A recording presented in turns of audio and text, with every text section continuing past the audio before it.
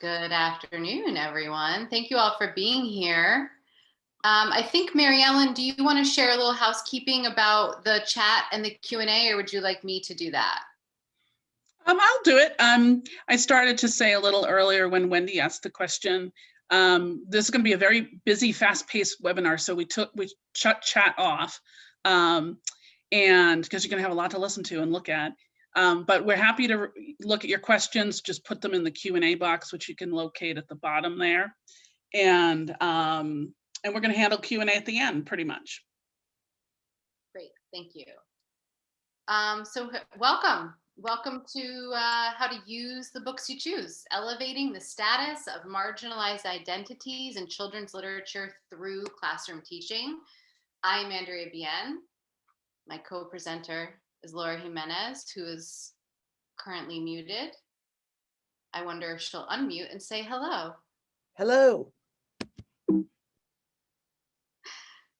So we are going to tell you, we're going to sort of situate this this presentation today, but first we will tell you that we are recording. So that's just like a heads up for anyone. The Q&A at the end will be recorded. This recording will be available to be posted to BU Wheelock's YouTube channel later. So speaking of BU Wheelock, there is a Twitter handle for BU Wheelock. It's at BU Wheelock, super simple. Laura and I also have our Twitter handles. So if you're somebody that tweets and you want to follow us, or you want us to follow you, or you want to share something with us, we welcome and invite that. We also want to tell you a little bit about who we are. So I am a clinical assistant professor in the elementary education and the language and literacy program department here at Boston University, the Wheelock College of Education and Human Development. We also always like to share our identities and we sort of call them positionalities, because I think that by naming our identities, it helps people get a sense of how we are positioned in the world in relationship to power and privilege. So I am white, cis, heterosexual, middle class. And so one of the things that I often say in these settings when I introduce myself and name my identities is that I think I'm sort of a very similar archetype to most of the elementary teachers in the US. Laura? So, and in sharp contrast, Yes, I am not. So my name is Laura Jimenez. I am the chair of the language and literacy department here at BU Wheelock, which always kind of surprises me. Let's see, I am a white presenting, which means I walk in the room and people identify me as white or vaguely beige sometimes. Latina, lesbian. So my father is Mexican, and I grew up in Long Beach and East LA, California. Let's see, long time lesbian. First time webinar, no, second time webinar. I would like to just point out for everybody that the other thing that you can notice about Andrea and I and the differences, please take a moment and look at the background of her. This is like her real life background. Okay. She's got like beautiful books, and her books are all in like order and stuff. So just take a moment and look at that. Okay. Now, please take a moment and look at mine.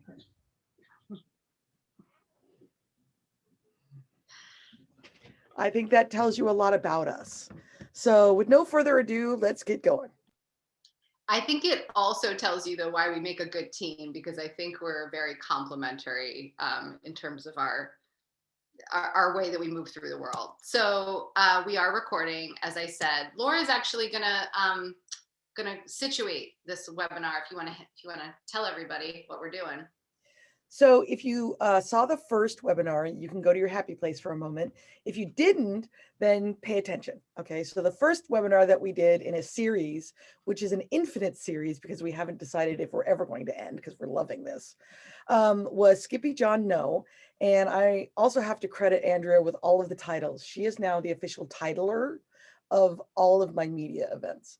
In that webinar, we focused squarely on the literature, right? We've always got, the one thing that she and I share, a commitment to own voices and, non-white, non-privileged, marginalized literature and stories and histories, and bringing those into the classroom. So we're the first one, very literature based, right? With ideas of how to use it in your pedagogy, but it was really forefronting the texts.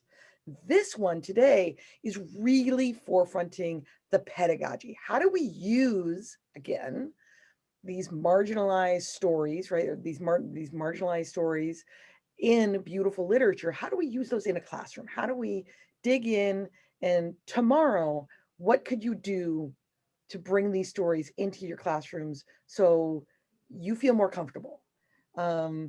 I think one of the things that has come out of our conversations about this, Dr. Ban and I, is that this is a deceptively simple task that takes an enormous amount of process and is really complex. So it looks simple, but it's really complex. And so keep that in mind as you're listening. All right. All right, let's go. All right. So as Laura said, we are moving from analysis to pedagogy. So we're going to do 3 things in this webinar. But I want to actually say the thing that's on the bottom of this slide first, which is that picture books are enormously consequential, but often overlooked in terms of how powerful a tool they can be to change the prevailing narratives about intersecting identities. And when we say intersecting identities, we mean all these identities that we named at the beginning. They intersect, they layer onto each other to impact the way that we have access to privilege or the ways that we're denied privilege in the world. So this is important because no one moves through the world with one singular identity. And so understanding how they intersect is important to this work. And books are a really powerful tool for elementary school classrooms. And so what we're going to do is we're going to do examples today. We're going to do a lot of examples. Laura called it a book tasting, which I love. I think it may be Penny Kittle's term originally, for people that know Penny Kittle, who are probably a lot of the ELA teachers and literacy folks in the audience. That name is probably familiar to you. So what we're going to do is walk through an example of a long-standing and loved but deeply problematic picture book. And we'll use some of those analytical tools that Laura and I talked about in the first webinar. That you don't need to be familiar with them. We'll give you the gist of it.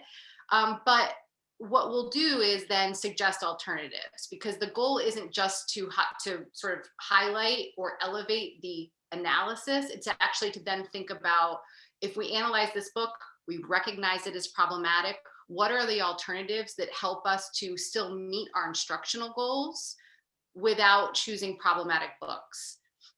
And then the third thing that we're going to do is highlight the ways that texts can meet both literacy goals and elevate the status of these marginalized identities, because we know that the status of marginalized identities is typically low in classrooms, in any sort of institutional setting. So something that I want to say about that is that oftentimes we choose books and we can analyze them to determine, is this the right book for me? Is this a good choice for my classroom, for my students?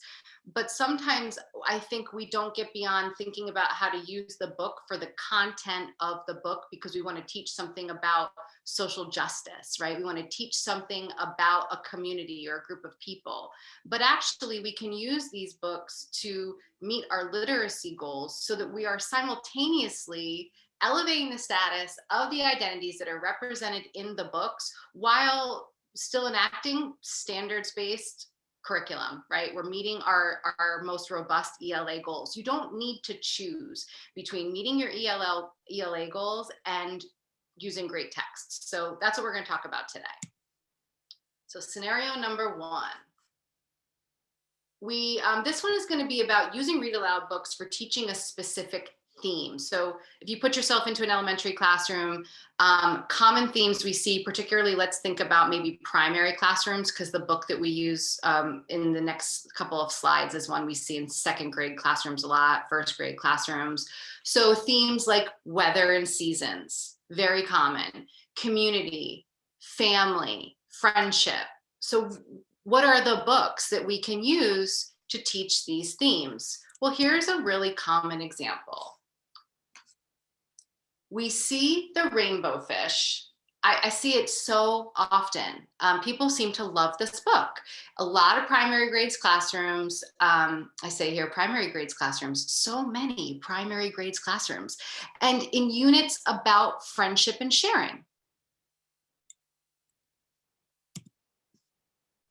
So we have to ask ourselves, if we're choosing this book because our instructional goal is related to friendship and sharing and an integrated unit or a thematic unit about friendship and sharing, what does this book, The Rainbow Fish, actually convey about friendship and sharing, since that's our goal?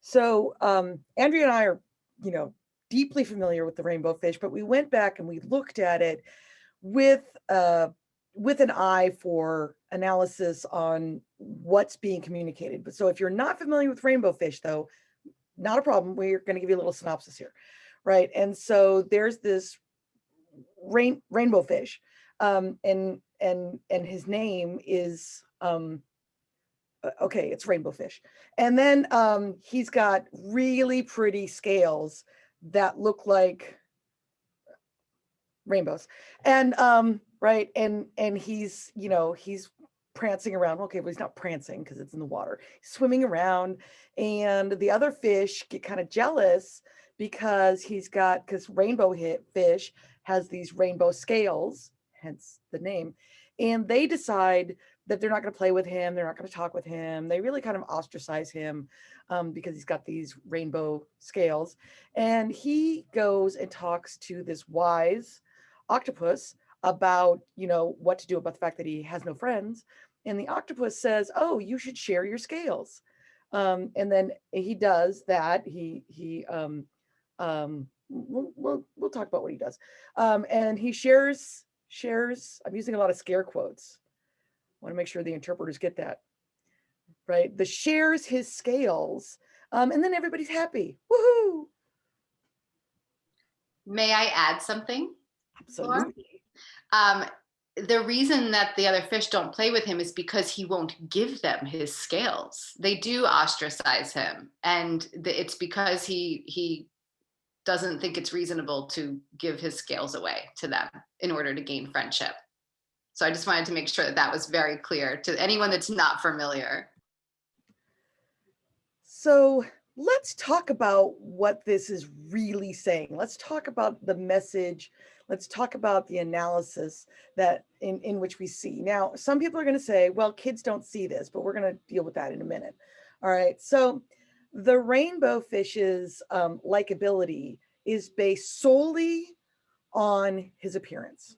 They don't get to know him. They don't ask him questions, right? They don't ask, how do you feel about kelp? Nothing, right?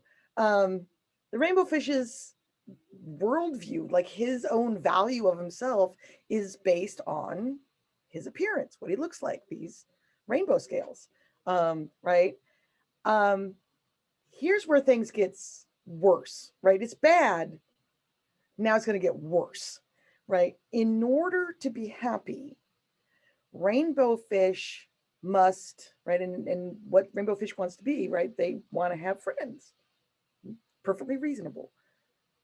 We are, okay, well, we're not fish, but right, we are social animals. So when you're reading this with kids, they're like, okay, well, we need friends and friendship unit. So in order to gain friends, rainbow fish literally has to mutilate himself, right? If you've ever met a fish in real life, if you rip a scale off, this is not a good idea. They need them. So rainbow fish, the solution that the octopus gives rainbow fish is to mutilate themselves, to rip part of themselves off and hand it off to somebody else. All right. So the worst part about this is, okay, there's a lot of worst parts. Another worst part about this is not only that rainbow fish has to mutilate themselves in order to gain friendship and acceptance, it's also that the petty freaking jealousy of the other fish who don't like the fact that rainbow fish has these cool scales, right? So again, the fish are jealous and petty and don't like difference, right? That jealousy is rewarded right? Let's talk about this. If I'm walking down the street and I have a nice shirt, I wore my special ally shirt, right? If I have this shirt and somebody says, I like that shirt, am I expected to just rip off my shirt and throw it at you? Because if that's the case, I'm not doing it. Just be forewarned. All right. And so we want to think about what this messaging means, right? So give you an idea. So we've given you an idea of the synopsis. We've given you an idea of our analysis of it. And now we want to ask the question, right? If this is what we're reading, if this is what we're reading with kids, if this is the message that we're giving, like, first, second graders, right? Who's being harmed by this idea of not only self-mutilating because of difference, but also rewarding an intolerance to difference and a jealousy, right? And so we just went off and randomly decided to think about this separately, not randomly. Dr. Bien and I decided to go off and think about this separately, and then we came together and we decided that, oh, look, guess what? Everyone is damaged, but specifically anybody who is marginalized for any kind of difference, right? And difference from what? Difference from the assumed norm, right? And again, in the United States of America, the assumed norm is white, straight, cis, Christian, male, and able, right? That's the assumed norm. So anybody that falls outside of that, that's when we start talking about people being on the margins.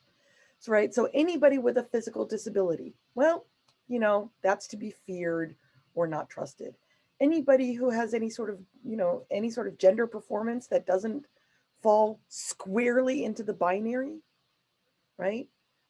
Anybody that doesn't have whatever we consider normal hair, right?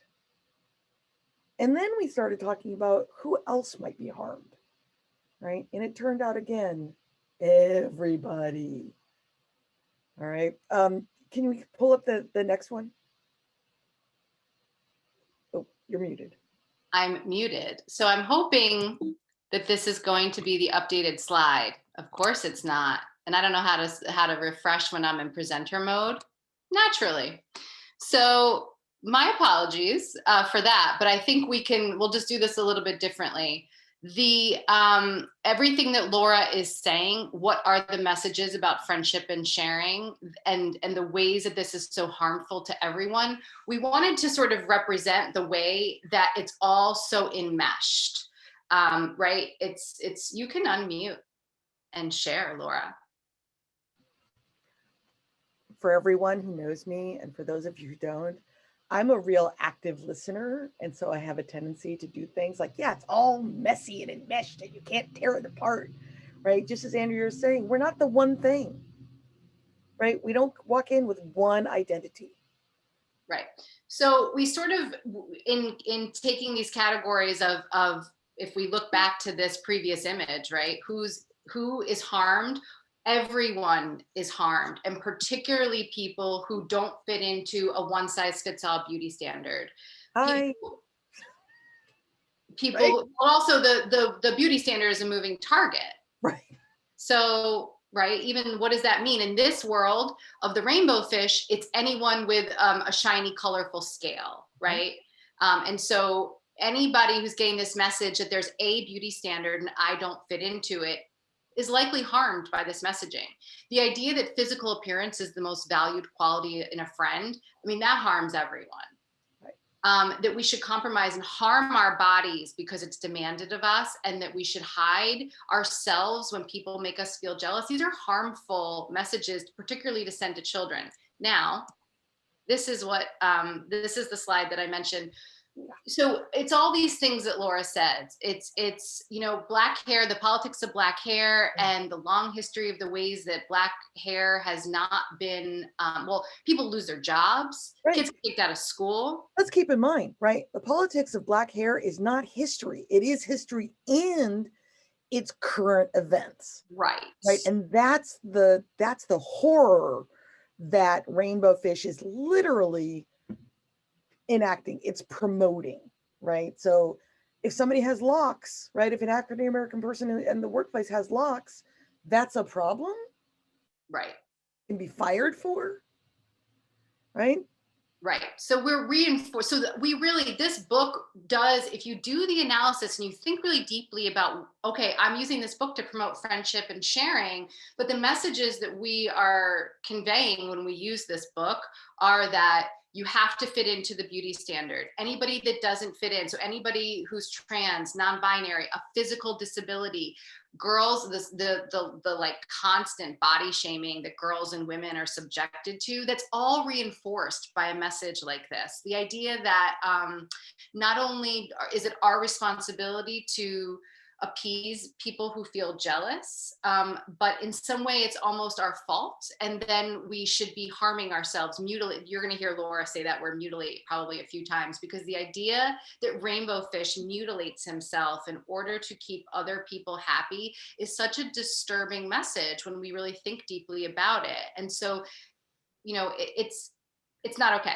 We hate this book. Yeah. It's sort of the summary, but, and so we want to be able to provide alternatives. We want to be able to provide suggestions for, okay, you want to teach about friendship and sharing. This is important. This is common in elementary school classrooms. So let's think about the books that actually enable us to do this and to do this well. Here are a bunch of books. There are more. These are not the only books. We just wanted to highlight these because we do think that the messages about friendship, about sharing, about being part of a community are much more positive. They're stronger in these texts. I want to name one thing explicitly, especially for the folks that tuned into the very first webinar. We've chosen Swimmy and Tacky the Penguin because they're nice books. They're lovely books about friendship, but they do feature animals, fish, birds with human qualities. And in our previous webinar, one of the things that we mentioned was that there is a drastic over-representation of white characters and talking animals, as well as talking inanimate objects like talking trains.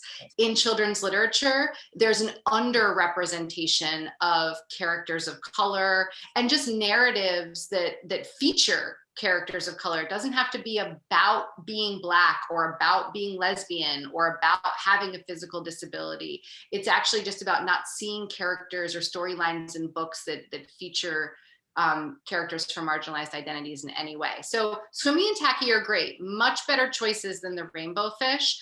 But we can do even better because there are these other books that are so much better in terms of what they message to children about friendship and sharing, while simultaneously giving kids a sort of a window and a mirror into other types of characters that are typically underrepresented. Laura, do you want to talk about Thank You, Amu? So I love, we had to choose a few. And as Andrea said, there's thank God, right? There is more and more of these books being made. And we really want to highlight them because, you know, let's keep in mind, right? Publishing is a business. So if the business model that these books will sell to libraries and schools, then publishers will take note and start producing more of them. So we really wanted to highlight a few. There's a lot. And at the end of the webinar, we have some links for you to take a look at as well. So I love Thank You, Amu, because it has a couple of things that I really enjoy. First of all, again, it's this idea of family and community coming together, right? And it's friendship, and it's all around food. And right, in Latino culture, right, food is so important for us. This is how we show our love. And this is one of those books that does it. It also has intergenerational, right? So it has a grandmother, right? It has a mom, and it has, you know, young kids. So it has that intergenerational experience that we see in so many marginalized communities. And it has it around love and sharing, not around tragedy and escape, right? That's hugely important. Lindsay Birkins talks about what she refers to as incidental race books. So in other words, they are based in marginalized races, right? So they are based in that, But again, just as Andrea said, it's not about overcoming those things, right? It's about having that whole experience, bringing your whole community and history and being to you, to the story. And so I love it. And I love you can see from the cover, the palette is just gorgeous in this book. I love picture books. Okay, let's go on.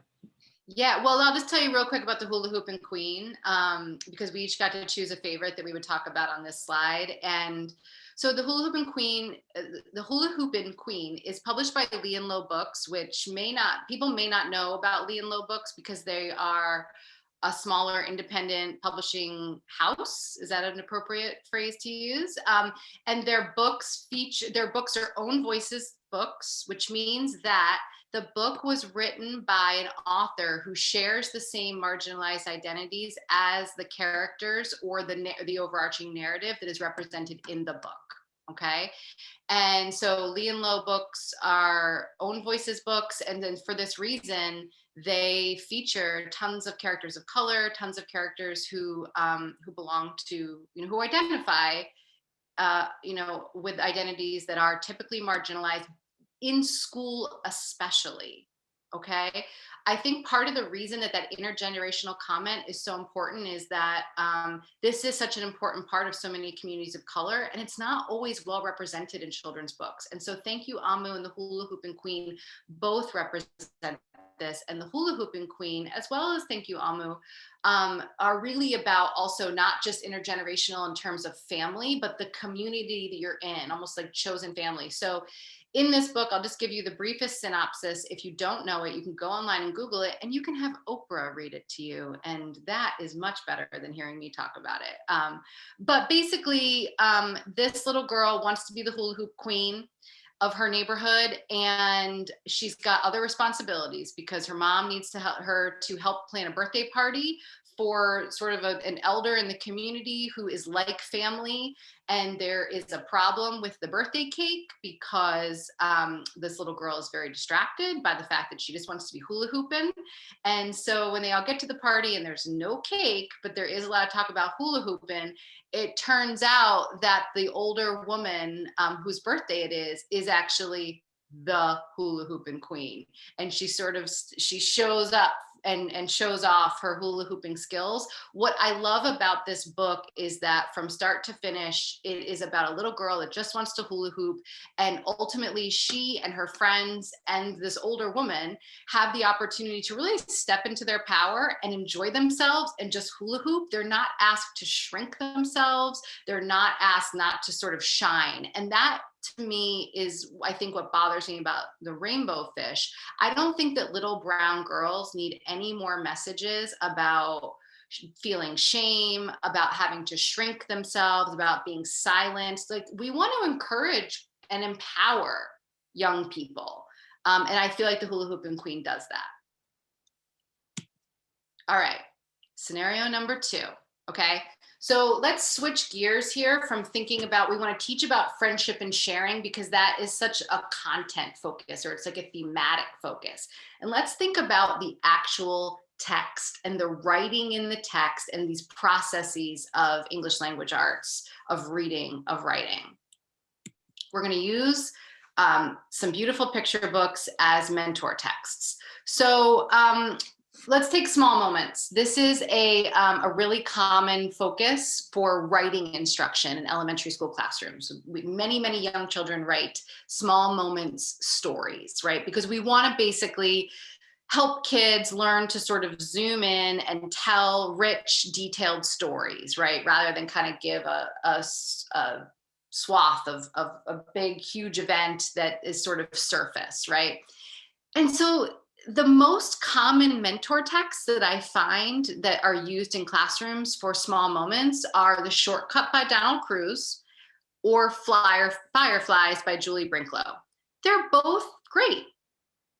They work perfectly fine as mentor texts for small moments. And so it's not that there's anything problematic. This is not a rainbow fish situation.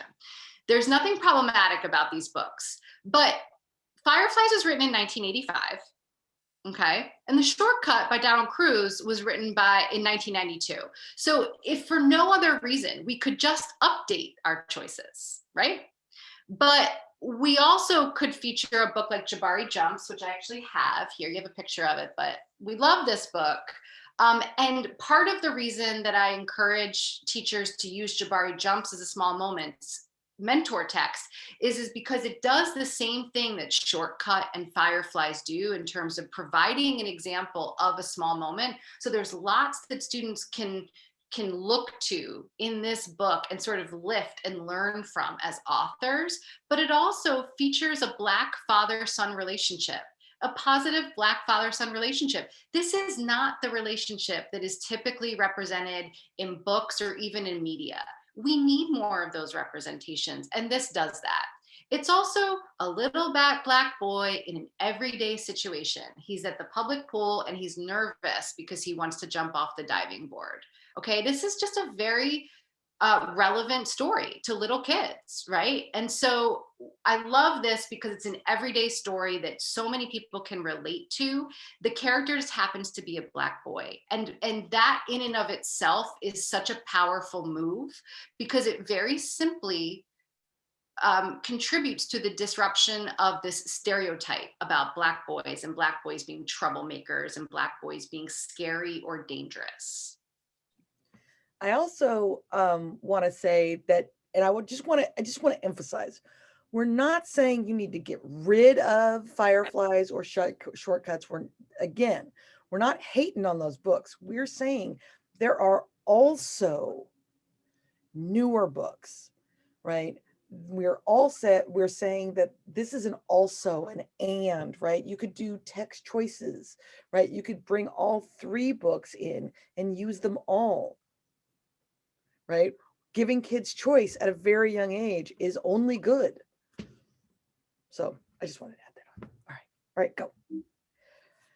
So similes and metaphors, right? The reason why I chose to talk about this is I love playing with language. And I think it's something that if we teach it, it's an enriching activity in classes, and playing with language is just central to metaphors and similes. And a lot of classes use Owl Moon. Now, again, I'm not going to hate on Owl Moon. It's perfectly fine, right? I myself have not ever gone owling. Is that the word? Right? I've never gone owling for many reasons. One is I'm from LA. We don't have wilderness. I don't like the wilderness. I feel like it's there to try to kill me. That's a personal choice. That's all that is, right? So owling never really appealed to me, right? And there's going to be other kids that owling is not going to appeal to, right? It does have some beautiful language in it. It does have some lyrical dialogue. It's got all of those things. I'm not hating on it. And it is beautiful. The landscape is stark and snowy. And again, I'm from Long Beach. That scares me.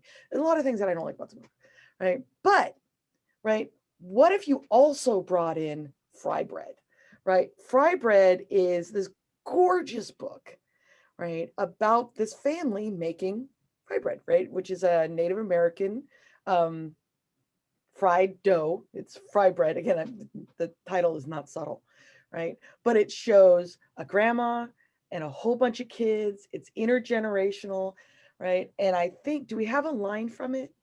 Oh, yes, I do. Yeah. Excellent. Oh, here it is. There it is. Okay. Fry bread is found. The skillet clangs on the stove. The fire blazes from below. Drop the dough in the skillet. The bubbles sizzle and pop. Right. I love that. Right. And it gets to all the senses. Right. So you hear it, you can smell it. Right. And listen, let's just all admit it. Anything fried is good.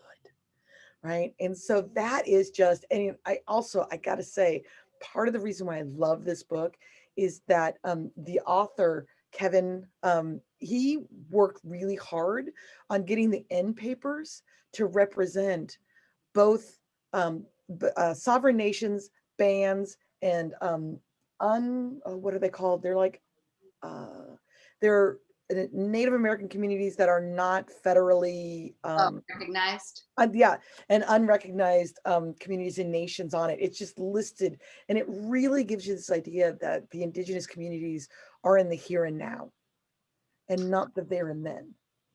And that's a huge thing we need to teach kids.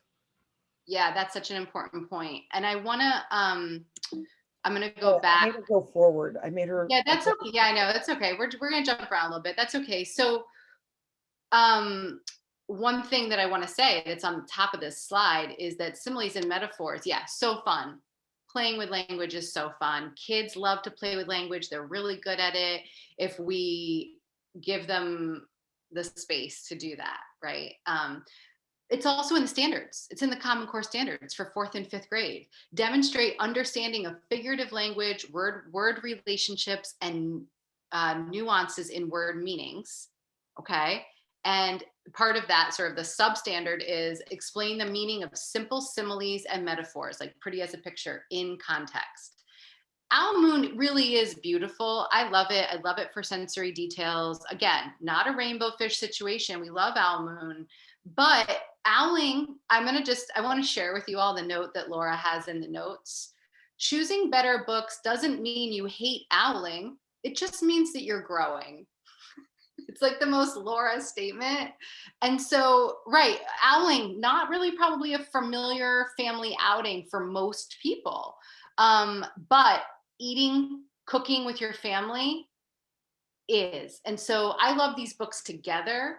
And another example book is Eyes That Kiss in the Corners. And so both Fry Bread and Eyes That Kiss in the Corners are own voices text. And so that is also why it feels important to use those in addition to or in place of some of the other books that we've used in the past. And the little girl in this story who's feeling down on her physical features because they don't align with this normalized standard of beauty learns to love the shape of her eyes, and she derives sort of her love for her physical features from the love that she has for her mother and for her grandmother, who have these same features. And it's beautiful. It's a beautiful book, and it's beautiful. Look at the actual illustrations. It's beautiful. We put these examples, Laura read the example from Fry Bread. We have this example from Eyes That Kiss in the Corners. It says, Amma's eyes that kiss in the corners and glow like warm tea don't work like they used to, but she sees all the way into my heart and can even read my mind. So you can use own voices texts that also have just the most wonderful examples of figurative language for children that are learning about figurative language. You are not shortchanging. You're not having to make a choice between good literacy instruction and good books. The example we have from Owl Moon, he looked up as if searching the stars, as if reading a map up there. The moon made his face into a silver mask. That's a lovely metaphor. That his face looks like a silver mask. It's beautiful descriptive language, but it's not better than the other examples that we see here. And so, so just when you're thinking to yourself, can I make these kinds of changes to the books that I'm using in my classroom? Do I have time? Does this mean that I have to give something up? No, you don't have to give anything up. In fact, I would argue that these books are going to enrich your instruction. Some more examples, because we're doing a book tasting. We're on a book tasting. Laura, do you want to talk about these, or would you like me to share? So I want to talk a little bit about the plethora of rich, beautiful book, just the technical artistry that is available in picture books right now. Again, book publishing is it's art and it's technology and it's business all mashed up together. And so the technology in the last 15 years has just changed. It just simply has changed. And the ways that picture books are able to be created with a richness of color and a fine grain, right, an incredibly fine grain, close line printing process means that you can get, I argue, a lot of these works are as beautiful as anything we might see in contemporary museums. They are works of fine art as well as works of literature. And I think one of the books that struck me that way when I first read it was Yo Soy Muslim, right? It's incredibly gorgeous. It's just got this rich yummy palette that you can just dive into and get lost in. And kids really do appreciate that kind of exciting artwork along with the literature that these books provide. Yeah, it's a full experience, a read aloud. And the artwork is such a huge component of not only the experience of being in a read aloud, but also part of how we learn to read, right? How we learn to read the words on the page, how we learn to comprehend what we're reading on the page. So these are just 3 examples of books that you can use to teach descriptive language. The beautiful thing about this is that you can use these with kind of any age group. So whereas Come On Rain might be a book that you would think would be for younger students when we think about, maybe the level of the level of the text, or we think about the age of the character. That's true to some extent, but sometimes when we want to teach something that is, and many of you know this, is if we're teaching something that's a high level of sophisticated skill, it's actually really nice to have these simpler examples of elegant writing, because then your upper elementary, your older students can take these examples and use them as their own. So I just wanted to sort of name that I don't have a grade level here for descriptive language, because descriptive language cuts across grade levels, is something that we're always teaching. And all 3 of these books have beautiful examples of descriptive language. And again, have these other representations. I mean, Yo Soy Muslim is in the title alone is intersectional. And it's about it's a letter from a father to a daughter, and the artwork is stunning. Carmela Full of Wishes by Matt de la Peña. The setting is a Latinx community. There's a sibling relationship, a brother-sister relationship that is featured. And then Come On Rain is again intergenerational. It's in an urban neighborhood, celebrates just friendship and joy. And so we love these books. I want to give you an example similar to what we did for Fry Bread and Eyes That Kiss in the Corners. Here's just an example of Matt de la Peña's writing from Carmela Full of Wishes. The thick greenhouse air smelled of marigolds and overturned earth and fresh manure. I mean, we can take ourselves there and we know what that smells like. That can almost give us like a visceral experience. And then later, the slimy pink tail of a rat, a cockroach scurrying away from the light, a wheelbarrow full of manure left in the sun. I mean, these descriptive and sensory details are, they're excellent examples. And so again, I highlight this because when I read Own Voices texts, when I read texts that do feature characters from marginalized communities, I look at the writing. I think about what would a reader need to do in order to understand something about this book, in order to glean meaning from this book. What could a writer look to in terms of a craft lesson? And so it's great because you can just swap out books and you're still meeting the same goals. You probably are going to surpass your goals. And you're going to also now normalize the inclusion of Black and Brown characters, of physically disabled characters, of, you're going to normalize family diversity. The list goes on. Right, language diversity, right? I think that's one that we don't talk enough about. But when we bring those books into classrooms, the kids notice, right? And they get excited about it. One of the other ones, go ahead. I love Todd Parr books, right? And exactly, right. And it's not exactly Own Voices because, right, I'm pretty sure he's a white guy. I don't actually know about him very much, right? But most people are not reflective of his illustrations. I mean, I'm not a bright blue character with purple hair, no matter how much I think that would rock, right? But the thing he does is he brings in such a huge cornucopia of difference, right? It's just everybody is going to do their own thing, and they're going to have families that have 2 moms. They're going to have families that have 2 dads. They're going to have a family that has like 1 parent, right? They're going to have families with, and he just celebrates difference, right? And that is what we need more of, right? We just need a celebration that not everybody has to be the same,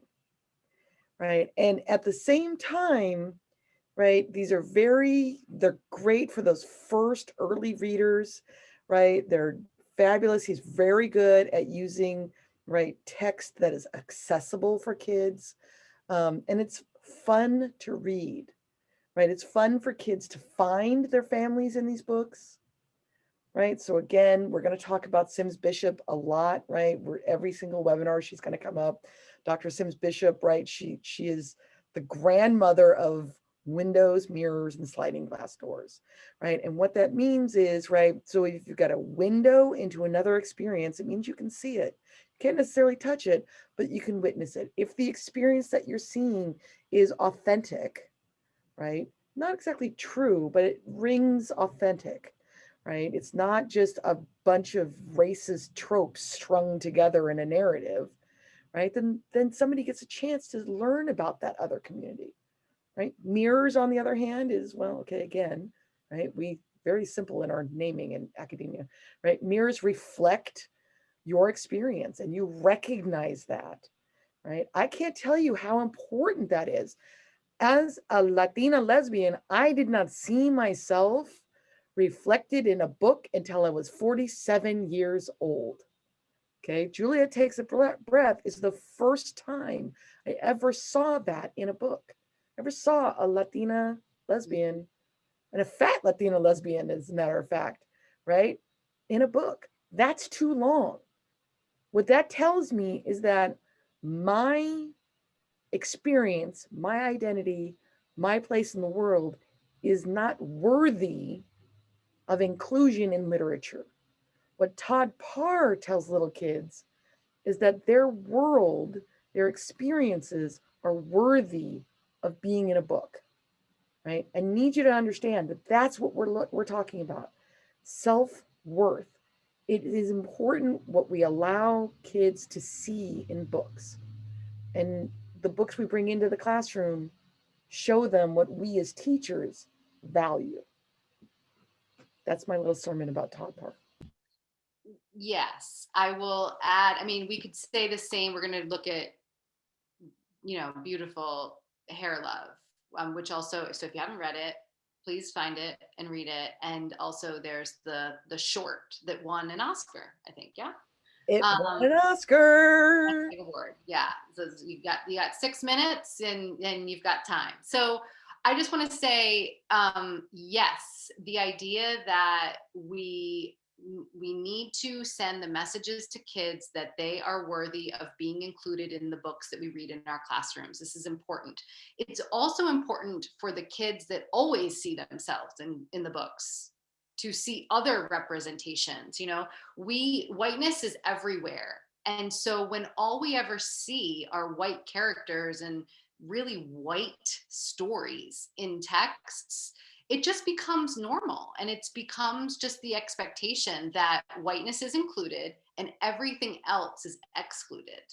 And I say whiteness because I mean not just like white skin, but also just white culture, white values, sort of everything that is valued in a white supremacist system.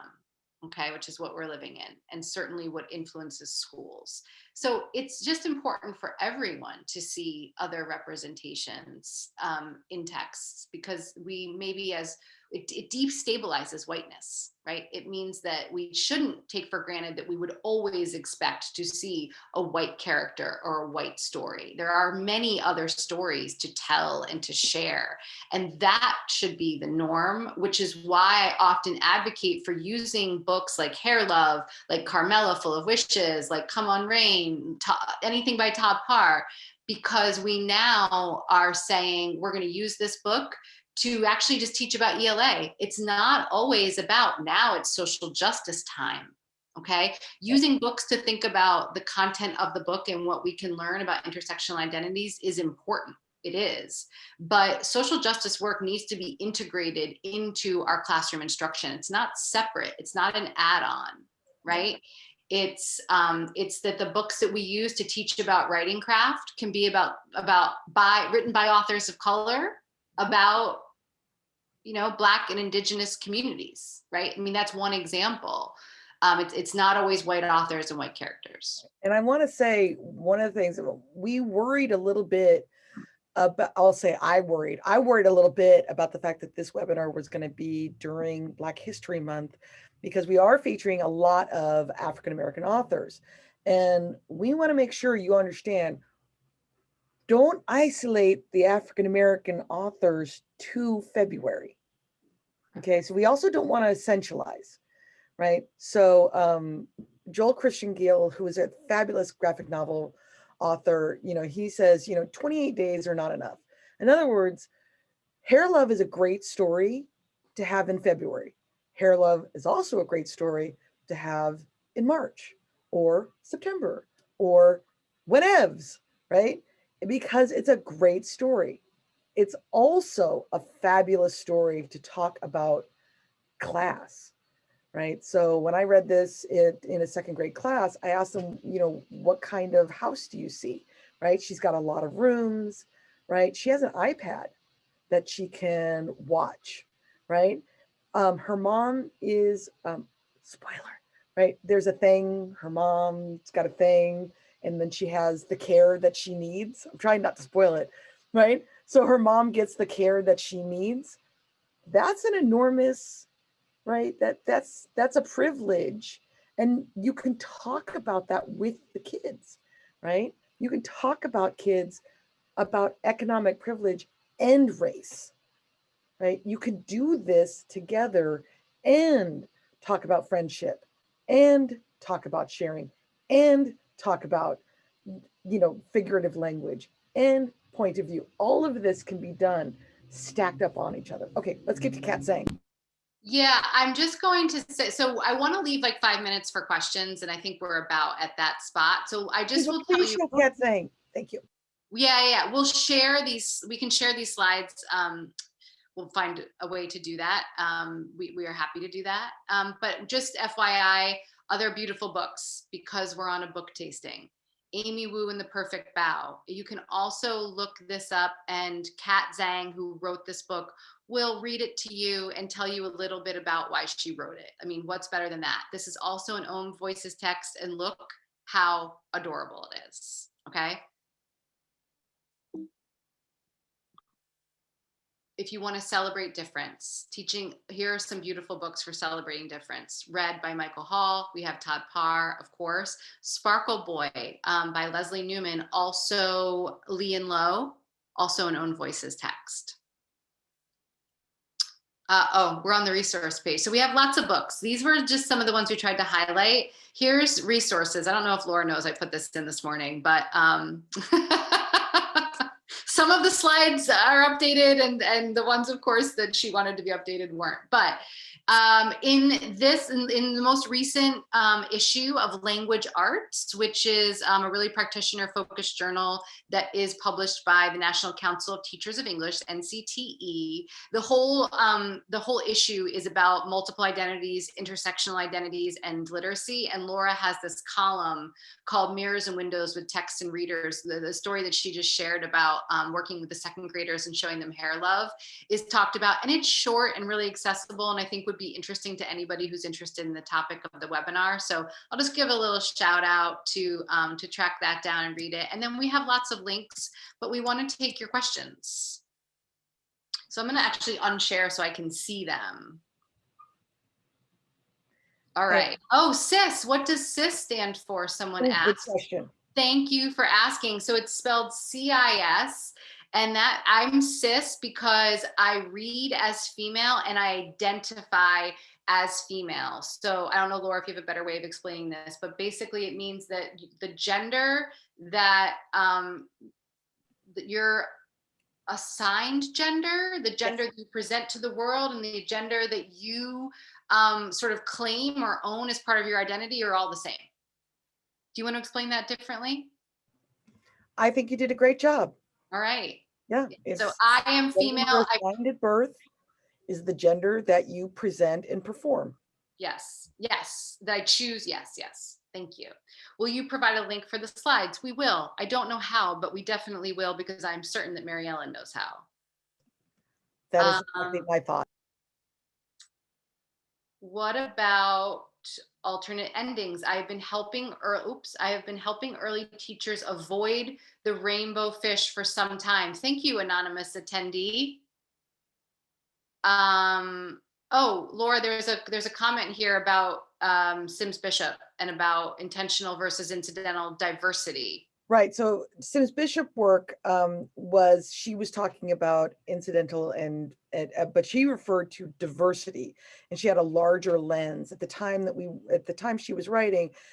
Folks were using this idea of multiculturalism, and diversity was looking at everything. Since she wrote that, Kimberly Crenshaw has come along and talked about intersectionality with the additive nature of marginalized identities. Yeah, thank you. Are there plans for a next? I'm gonna go. Okay, Lindsay Birkins specifically talks about incidental race. So her focus is on race. Are there plans for a next session? The series, the second grade conversation examples you share would be an amazing next session. We are doing more. We have 2 sessions planned that actually Laura is going to invite authors, which is very cool. So look out for that. But also, if you have stuff that you want us to talk about, please tell us. We're happy to do it. Like, very happy to do it. Whatever you want, just let us know, and we can probably plan a session. Also, can I just say, so one of our colleagues wants us to start doing TikToks. We're very excited. We don't know what it's going to be like, so just look for that. It's going to be fabulous.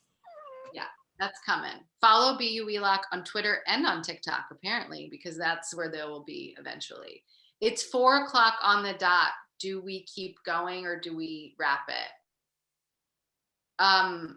The last question here is, what do you think about Topher Payne's alternate endings? He has taken many books and fixed their endings. They're downloadable. Do you know about this, Laura? I haven't seen them. Somebody else mentioned them and I haven't read them, so I'm not gonna endorse or not endorse. I need to look at it. Yeah, that's great. So we will check that out, because I don't know the answer to that either. It's not just the ending. Well, maybe it is. Maybe Rainbow Fish has a moment and transforms and doesn't mutilate himself. Maybe Rainbow Fish comes out.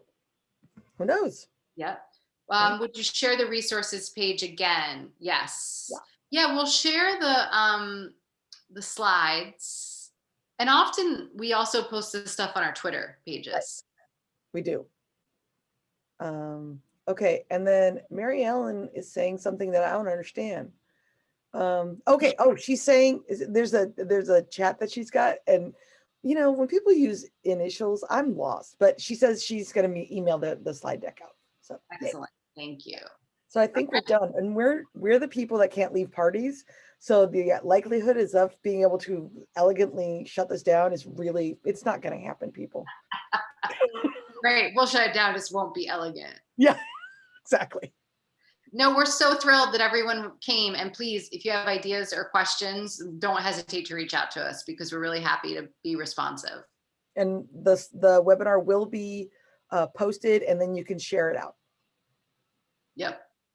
Okay, I think we should stop now. This is where we say goodbye. This is where we say goodbye. Okay.